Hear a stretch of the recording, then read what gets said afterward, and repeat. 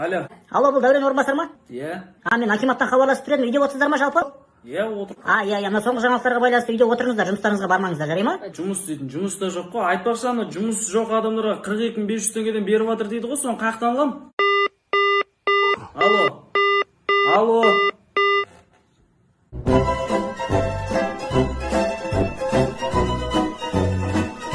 Ал таразды шулатып жүрген Заманидің Хондасы, мен Джесс көлігім. Көлігім деймін. Автокөлік. Нұрдәулеттің елігін алып қойды намаша. Нұрдәулет, сен үшін. Қара.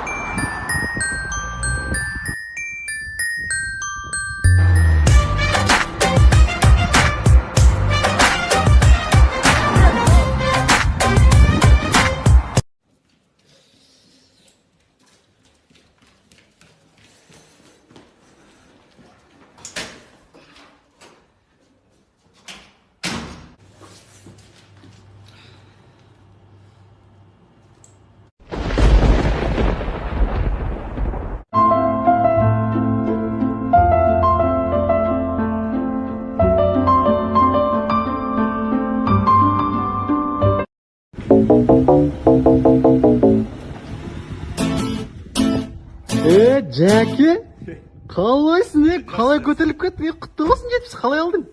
70 күні ма? Иә? 18 күндері.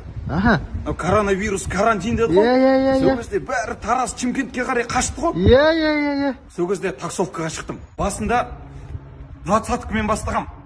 Сосын бір күннен кейін 30-ка, 2 күннен кейін 40-ка, 3-ші күн таксовать еттім. Міне. Таксовканың бағасы ұшты ғой. Сол күндер таксовать ет, 70 көтеріп алдым. Все, жақсы, Жәке, давай. Құтты болсын дағы 70-ка. А это опа на новый музон.